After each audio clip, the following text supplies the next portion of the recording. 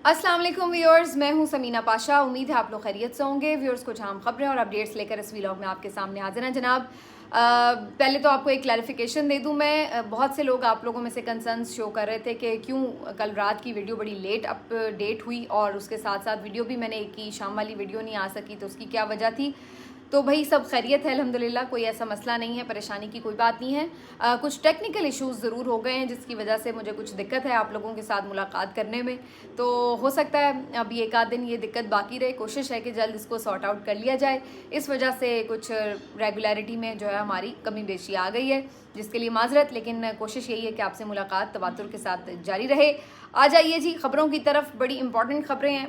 पाकिस्तान तहरीक इंसाफ लड़ गई है, भिड़ गई है और पहली दफ़ा हम अपनी तारीख़ में देख रहे हैं ऐसा कि कोई भी सियासी जमात इस तरीके से सिटिंग इस्टेब्लिशमेंट के ऊपर तनकीद करती है और उसको उसने आड़े हाथों लिया हुआ है और इस तरह फ्रंट फुट पर उसके सामने एक महाज है। क्यों है, क्या है, इसके असरात क्या हैं, इसके ऊपर बात करते हैं अभी। लेकिन इसके असरात हमें ये भी नज़र आ रहे हैं कि सोशल मीडिया के ऊपर एक क्रैकडाउन दिखाई दे रहा है बड़ा वाजे। इसके ऊपर भी बताते हैं आपको। और फिर इसका असर जो है वो पार्लियामेंटेरियंस जो हैं पाकिस्तान तहरीक इंसाफ के, उनको भी भुगतना पड़ रहा है। तो आज पेशियाँ थी जनाब उमर अयूब साहब की, गौहर खान साहब की और फिर रऊफ़ हसन साहब की। FIA में वीडियोस जो पोस्ट हो रही हैं PTI के ऑफिशियल अकाउंट से, वो बहुत खटक रही हैं और उसके ऊपर वज़ाती तौर पर आज उन्हें बुलाया गया था जवाब लेने के लिए। तो क्या बातचीत हुई, इस पर बात करते हैं। और फिर सनम जावेद साहिबा की रिहाई का भी काफ़ी इम्कान ज़ाहिर किया जा रहा है। मुमकिन है कि जब मैं आपसे बात कर रही हूँ, जब आप ये व्लॉग देखें, उस वक्त तक उनको रिहा भी कर दिया गया, अल्लाह करे। लेकिन लेट्स सी के इसके ऊपर क्या होता है। और फिर थोड़ी बात करेंगे फैसल वावडा साहब की तौहीन अदालत कार्रवाई की गाजी फ़ाइज़ ईसा साहब की अदालत में। आज बड़ा दिलचस्प वहाँ पे मामला रहा, उस पर भी बात करते हैं। आपसे रिक्वेस्ट है कि चैनल को सब्सक्राइब कर लें अगर अभी तक सब्सक्राइब नहीं किया। तो सबसे पहले जी, पाकिस्तान तहरीक इंसाफ का सोशल मीडिया दूबदू है इस वक्त इस्टेब्लिशमेंट के। जो पार्लियामेंटेरियंस हैं वो तो ज़ाहिर है थोड़ी रख रखाव के बात करते हैं, लेकिन जो सोशल मीडिया है उनका वो किसी तौर पीछे हटने को तैयार नहीं है। इमरान खान हर मुलाकात में जो भी उनके वकला की उनके साथ हो रहे हैं, अपने सोशल मीडिया वॉरियर्स को थपकी दे के भेज रहे हैं। वो कहते हैं कि मैं उनके साथ खड़ा हूँ, वो मेरे साथ खड़े हैं। तो सोशल मीडिया वाले भी फिर पीछे हटने को तैयार नज़र नहीं आ रहे। तो इस वक्त जो PTI का सोशल मीडिया का ऑफिशियल अकाउंट है, ट्विटर का हो या बाकी जो उनके दीगर अकाउंट्स हैं, उनको आप देखें तो आपको वाज़े तौर पर एक एग्रेसिव अप्रोच वहाँ से नज़र आती है। और ये मुल्क की तारीख़ में हम पहली बार देख रहे हैं कि एक सिटिंग आर्मी चीफ़ हो या इस्टेब्लिशमेंट हो, उसके ऊपर इस तरीके की तनकीद हो रही हो। वरना आमतौर पर तनकीद होती भी है तो ढके छुपे अल्फाज में, और अगर होती है तो फिर जो साबिक अफसरान होते हैं उनके ऊपर हो जाती है किसी हद तक। लेकिन उससे इस तरह से हमने कभी नहीं देखा कि सिटिंग लोगों के ऊपर इस तरह से तनकीद हो रही हो। ये देखना अनयूजुअल तो है, लेकिन इसके असरात जो हैं वो भी बड़े अनयूजुअल नज़र आ रहे हैं। पाकिस्तान तहरीक इंसाफ वाज़े तौर पर ये समझती है कि इस वक्त जो भी उनके ऊपर मुश्किलात हैं, उनका जिस तरह से मैंडेट चोरी हुआ है, उनके लीडर्स अगर जेल में हैं, अगर उनके कारकुनान जेल में हैं, अगर उनके कारकुनान के घरों पर स्टिल छापे मारे जा रहे हैं या उन्हें रोका जा रहा है या उनके ऊपर किसी किस्म का तशद्दुद किया जा रहा है, और जो मिलिट्री ट्रायल्स हो रहे हैं, ये सब कुछ जो है बेसिकली ये आर्मी इस्टेब्लिशमेंट के कहने के ऊपर हो रहा है। और पाकिस्तान तहरीक इंसाफ अब ये कहने में कोई झिझक महसूस नहीं कर रही। अब वो वाज़े तौर पर, साफ़ तौर पर ये बात कर रही है कि जनाब आज भी जो उनके अकाउंट से एक वीडियो पोस्ट हुई है, उसको अगर आप देखें तो उसका कंटेंट भी यही है कि ज़्यादातर जो हमारे फ़ौजी अफसरान हैं, यकीनी तौर पर जो हमारे सिपाही हैं, वो भी अपने हल्फ की पासदारी भी करते हैं और मुल्क व कौम के साथ ना सिर्फ ये कि सिंसियर हैं बल्कि बड़ी जाफिशानी से वतन का दिफा करते हैं। लेकिन क्या वजह है कि बार बार उनको कौम के और सबसे बड़ी जमात के आमने सामने खड़ा किया जा रहा है और वो फिर उसमें अपने तमाम तर उन वाक़यात का जिक्र करते हैं जो उनके ख़्याल से सीधा सीधा जिसमें मिलिट्री इस्टेब्लिशमेंट मुलव्वस है। तो बड़ी वो एक एग्रेसिव किस्म की वीडियो है जो अभी पोस्ट हुई है और इसमें फिर SIFC को भी आखिर में तनकीद का निशाना बनाते हुए ये कहा गया है कि बेसिकली जो इनकी नाकामियां हैं अभी तक पिछले 2 साल में, चाहे वो माशी महज पर हों या फिर ओवरऑल मुल्क में एक अमन और सलामती का माहौल कायम करने में, इस्तेहकाम कायम करने में हो, तो उसका नतीजा ये निकलता है कि ये अल्टीमेटली पाकिस्तान तहरीक इंसाफ के ऊपर मज़ीद क्रैक डाउन करते हैं और फिर वो उसमें बड़े सीरियस किस्म के क्वेश्चंस भी उठाते हैं, जो कि मैं पहले जिनका जिक्र कर चुकी हूँ कि ये सब कौन करवा रहा है पाकिस्तान तहरीक इंसाफ के ख़िलाफ़। तो ये एक बड़ी एग्रेसिव अप्रोच के साथ पाकिस्तान तहरीक इंसाफ अपनी फ़ाइट कर रही है। इधर पाकिस्तान तहरीक इंसाफ का सोशल मीडिया ये फ़ाइट कर रहा है, तो उधर इमरान खान की जो स्टेटमेंट्स हैं वो बड़े एग्रेसिव होते हैं। तो हमें बज़ाहिर ये नज़र आ रहा है बड़ा साफ़ और वाज़े कि इमरान खान और उनका सोशल मीडिया तकरीबन एक पेज पे खड़े हैं, जबकि उनके जो पार्लियामेंटेरियन हैं वो बहुत फासले पर तो नहीं है, लेकिन वो बहरहाल थोड़ी मोहतात गुफ्तगू करते हैं, क्योंकि ज़ाहिर है एक तो वो सिस्टम का हिस्सा हैं और दूसरा वो बहुत ज़्यादा अप्रोचेबल हैं और वो रिस्पॉन्सिबल हैं, तो इसलिए उनको अपने हिसाब से देखभाल के बात करनी पड़ती है। लेकिन जो सोशल मीडिया का अप्रोच है वो वही है जो कि इमरान खान साहब चाह रहे हैं। अब वो तमाम लोग जो ये कहते थे कि इमरान खान साहब माफ़ी मांगेंगे या गिड़गिड़ाएंगे या पाँव पकड़ लेंगे और कोई डील मांग रहे हैं, तो मेरा ख़्याल है जो अप्रोच इस वक्त नज़र आ रही है उससे तो ये किसी तौर भी साबित नहीं हो रहा, बल्कि बज़ाहिर ये लग रहा है कि इमरान खान साहब तो प्रेशर बढ़ा रहे हैं। इमरान खान साहब प्रेशर बढ़ा रहे हैं और इस प्रेशर बढ़ने के नतीजे में प्रेशर आ भी रहा है, ये भी हमें नज़र आ रहा है। क्योंकि ज़ाहिर है मिलिट्री इस्टेब्लिशमेंट को इससे पहले हमने नहीं देखा कि इस किस्म की सूरत हाल का पाकिस्तान में सामना करना पड़ रहा हो कि जब बिल्कुल ही कोई यूँ आमने सामने आपको टेक ऑन कर रहा है। तो ये जो वाज़े सूरत हाल है इसने यकीनी तौर पर उनके लिए भी एक अजीबोगरीब सी सिचुएशन क्रिएट की है। तो पीछे वो भी नहीं हट रहे, पीछे ये भी नहीं हट रहे। उनकी तरफ से भी कोई फॉर्मेशन कमांडर होती है, कोई कोर कमांडर होती है कॉन्फ्रेंस, तो उसके बाद जो एलामिया आता है उसमें जो ज़्यादातर टारगेट नज़र आता है वो पाकिस्तान तहरीक इंसाफ नज़र आती है और वो साफ़ तौर पर कहते हैं कि जी ये लोग इदारे के ख़िलाफ़ लोगों को भड़का रहे हैं, उकसा रहे हैं, अवाम और इदारे में दूरियाँ पैदा करना चाहते हैं। जबकि पाकिस्तान तहरीक इंसाफ का ये मौक़िफ़ है कि बेसिकली आप जो रिटेलिएट कर रहे हैं पीटीआई के अगेंस्ट, जो आप लोग उसके ख़िलाफ़ जुल्म सितम कर रहे हैं, उसकी वजह से ऑटोमेटिकली लोग आपसे दूर हो रहे हैं और वो देख रहे हैं कि आप एक सियासी जमात को किस तरीके से दीवार से लगाने में मसरूफ़ अमल हैं, जबकि वो पाकिस्तान की सबसे बड़ी और मकबूल तरीन सियासी जमात है और पार्लियामेंट की भी सबसे बड़ी सियासी जमात है। तो अब ये दो मौक़िफ़ हमें नज़र आ रहे हैं दोनों तरफ के और दोनों आमने सामने नज़र आ रहे हैं मुतहारिब ग्रुप्स की सूरत में, जो कि पाकिस्तान के लिए किसी तौर भी खैर अच्छा नहीं है।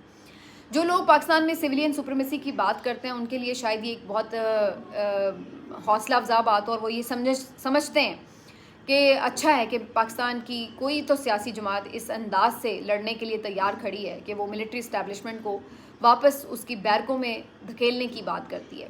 उसको इस तरह से उन्होंने प्रेशर डाला है कि उसको वापस हटना पड़े, पीछे हटना पड़े, ना कि वो इस तरीके से बिल्कुल पाकिस्तान के इंतज़ामी और सियासी मामलात में मुदाखलत करके उसे कंट्रोल करें, बल्कि उन्हें चाहिए कि ये कंट्रोल छोड़ें और अपना काम करें सिर्फ। तो बहुत से लोग तो ये समझते हैं कि ये शायद पाकिस्तान की हिस्ट्री में कोई गेम चेंजर साबित होने जा रहा है, लेकिन बहुत से लोग ये भी समझते हैं कि इससे सिर्फ नुकसान ही होगा जमहूरियत का भी, पाकिस्तान तहरीक इंसाफ का भी, और फिर मज़ीद जो अदम इस्तेहकाम है उसकी वजह से पाकिस्तान का भी। और इस तरह के लोगों में सुहेल बड़ाई साहब भी शामिल हैं, जो कि ये बार बार मशवरा दे रहे हैं कि अगर इस तरह की अप्रोच रखी गई तो ये पाकिस्तान तहरीक इंसाफ के लिए बड़ी ज़र कातिल साबित होगी। लेकिन चूँकि अब ये पहली दफ़ा हो रहा है तो इसके ऊपर कुछ भी प्रिडिक्ट करना बड़ा मुश्किल है कि इसमें जीत किसकी होगी किसकी नहीं होगी। लेकिन फ़िलहाल तक अगर हम देखें तो जिस तरह से अदलिया अब खड़ी हुई है और जिस तरह से अवाम कंटिन्यूसली पाकिस्तान तहरीक इंसाफ के साथ हमें नज़र आते हैं, जिसका इजहार हमें सोशल मीडिया पर भी नज़र आता है, जिसका इजहार हमें इलेक्शन में भी नज़र आया, और जिसका इजहार जब भी कोई प्लेटफॉर्म ऐसा मिलता है कि जहाँ पर वो इजहार कर सकें तो वो हमें नज़र आता है। तो इस सूरत में ये बज़ाहिर हमें नज़र आ रहा है कि अल्टीमेटली ये जो सेटअप है जिसको एक कंट्रोल्ड एनवायरनमेंट में चलाने की कोशिश हो रही है, शायद वो बहुत देर तक कामयाबी से नहीं चलाया जा सकेगा। तो अल्टीमेटली बज़ाहिर तो लगता है कि इमरान खान से बात तो करनी पड़ेगी आपको। वो तमाम लोग जो ये समझते हैं कि इमरान खान से बात नहीं करेंगे और उसको घुटने टेकने पे मजबूर करेंगे, लेकिन बज़ाहिर ऐसा लग रहा है कि माहौल ऐसा ही बन रहा है कि आपको इमरान खान से बात करनी पड़ेगी। अब वो कब होती है, कैसे होती है, किन टर्म्स एंड कंडीशंस पर होती है, वो एक अलग मामला है, लेकिन बात किए बगैर चारा नज़र नहीं आता। बहरहाल सोशल मीडिया के ऊपर एक क्रैकडाउन ज़रूर शुरू किया गया। इरशाद राठी पीटीआई के एक कारकुन हैं, सोशल मीडिया पे तो उतने ज़्यादा वोकल नहीं थे, लेकिन उनका ये बताना है कि उनके वालिद को पुलिस उठा के ले गई है, उनका कोई ताल्लुक़ नहीं है पीटीआई से या किसी भी किस्म की एक्टिविटी से, लेकिन इरशाद राठी को नहीं पकड़ सके तो उनके वालिद को ले गए हैं। इसी तरह से पीटीआई के 2-3 कारकुनान के ट्वीट्स में देख रही हूँ जो कि खैबर पख्तूनख्वा से हैं, वो ये कह रहे हैं कि जनाब हमारे पेरेंट्स को, हमारे घर वालों को जिस तरीके से अजियतों का और परेशानियों का सामना है, तो ये सब इस वजह से है क्योंकि हम सोशल मीडिया पर पीटीआई को रिप्रेजेंट करते हैं। कुछ लोगों ने तो उसमें कहा है कि भाई हम नहीं अब इस पर कोई बात कर रहे, हम फ़िलहाल क्विट कर रहे हैं, इस तरह की भी बात की हुई है। और कुछ कह रहे हैं कि हम साथ ही खड़े रहेंगे अपने नज़रिए के, भले आप जो भी करें। तो मुख्तलिफ वो नज़र आते हैं उनके रिएक्शंस, लेकिन ये तो ज़रूर नज़र आ रहा है कि जो सोशल मीडिया के ऐसे लोग हैं जो कि आइडेंटिफाई कर लिए गए हैं और उनके अगर घर वाले यहाँ पर हैं तो उनको भी आइडेंटिफाई करके ये 2-3 वाक़यात पिछले 1-2 हफ़्ते में हमें नज़र आ रहे हैं कि खैबर पख्तूनख्वा के जो इवन सोशल मीडिया के वर्कर्स हैं उनको भी टारगेट किया गया। और आगे तो फिर सोशल मीडिया को जिस तरह से रोकना है उसकी भी प्लानिंग बड़ी तेज़ी से हो चुकी है ऑलमोस्ट, और उसकी हमें एग्जीक्यूशन शायद अगले कुछ अरसे में नज़र भी आ जाए। तो ये आपको एक वाज़े नज़र आ रहा है कि जो सोशल मीडिया के लोग हैं जो तो बाहर हैं वो तो फिर भी थोड़े किसी हद तक सेफ़ होंगे, लेकिन उनकी अगर फैमिलीज़ यहाँ पर हैं तो उनको भी परेशानी का सामना करना पड़ रहा है। तो ये एक हमें बहरहाल नज़र आ रहा है मामला। अब आ जाते हैं कि जो वर्कर्स अदरवाइज़ हैं, जैसे सनम जावेद साहिबा मुसलसल कैद में हैं। अब उनकी तमाम मुकदमात में ज़मानत हो चुकी थी, फिर भी ये ख़दशा था कि मूसा खेल वाले जो पहले से बाहर खड़े हुए हैं, बैठे हुए हैं उनको पकड़ने के लिए, तो वो भी कुछ गिरफ्तारी डालेंगे। तो इसके लिए उनकी फ़ैमिली की तरफ से already pre arrest bell apply की गई थी जो कि ग्रांट कर दी गई है, ज़मानत क़बल अज़ गिरफ्तारी। तो उसके बाद लाहौर हाई कोर्ट ने अब बड़ा वाज़े हुक्म दिया है कि किसी और मुकदमे में वो कैद भी नहीं है और अगले किसी मुकदमे में कैद ना किया जाए, इसके लिए ये ऑलरेडी बेल ग्रांट कर दी गई है। तो उसके बाद आज ही उन्हें सरगोदा जेल से रिहा किया जाए। तो इस एक वाज़े हुक्म के बाद इम्कान है और काफ़ी उम्मीद है उनके घर वालों को कि उन्हें आज रिहा कर दिया जाएगा, लेकिन अभी कुछ कहना क़बल वक्त है क्योंकि आखिर तक भी रुकावट तो एक है। अब सनम जावेद साहिबा के पास कौन सी कोई तोप है, कोई ऐसी मशीनरी है, कोई ऐसा कोई असलहा है कि जिसने बाहर निकाल के उन्होंने पता नहीं क्या कर लेना। लेकिन मेरा ज़ाती ख्याल ये है कि मरीम नवाज़ साहिबा को बहुत ज़्यादा प्रॉब्लम है उनके बाहर आने से। और सनम इवन जब पिछले दिनों कुछ पेशियों पे भी आई तो 1-8 मिनट के लिए भी अगर कोई कैमरे पे बात करने का मौका मिला तो उसमें भी उन्होंने ठीक ठाक मरीम नवाज़ को तारे दिखा दिए। वो जब उनकी कोई मजाक उड़ाती हैं या उनके ऊपर कोई तनकीद करती हैं तो वो काफ़ी वायरल भी होता है, जिसकी वजह से मरीम नवाज़ खासी खाइफ भी होती हैं। और इस वजह से भी कहीं ना कहीं कोई पर्सनल बज़ाहिर ऐसा लगता है, और जो उनकी फैमिली भी क्लेम करती है कि उनकी पर्सनल कोई इंतकामी कार्रवाई भी है सनम जावेद के ख़िलाफ़, जिसकी वजह से उन्हें बाहर नहीं आने देती। अब वो बाहर आएंगी, ज़ाहिर आके चुप करके तो नहीं बैठेंगी, वो मुसलसल बात करेंगी, पंजाब हुकूमत पे तनकीद करेंगी, मरीम नवाज़ को तनकीद का निशाना बनाएंगी। और ये फिर हो सकता है कि जो महारानी साहिबा उनको बुरा लगे, तो इसलिए उन्होंने कहा कि इसको अंदर ही रखो। तो बिल्कुल ये एक वजह हो सकती है, लेकिन बहरहाल अभी फ़िलहाल तो कहानी यही है कि अभी तक तो उन्हें रिहा नहीं किया गया। लेट्स सी कि अदालत अपने हुक्म पर अमल दरामद कराने में कामयाब होती है या नहीं। दूसरी तरफ फैसल वावडा साहब की तौहीन अदालत की कार्रवाई पर आज चीफ जस्टिस काजी फायज़ ईसा साहब की अदालत में काफ़ी रौनक लगी हुई थी, क्योंकि बड़ी तादाद में लीगी MNAs और पीपल्स पार्टी के MNAs और सेनेटर्स ये भी पहुँचे हुए थे जनाब इस फैसल वावडा साहब के साथ इजहार यकजहती करने के लिए। तो मैं ये सोच रही थी कि जिन्होंने फॉर्म 47 देकर इन लोगों को MNA सेनेटर वगैरह बनवाया है, तो वो काम वैसे इनसे ठीक ठाक ले रहे हैं। जिस तरह नौकर आप बना लेते हैं ना, तो फिर नौकरों से आप जो कहते हैं उन्हें करना पड़ता है, चाहे वो उन्हें अच्छा लगे या बुरा लगे। तो वही हाल इन बेचारों का हुआ है जो जाली जीत के आए हुए हैं। तो फिर जो वो कहते हैं मालिक, वो इनको करना पड़ता है।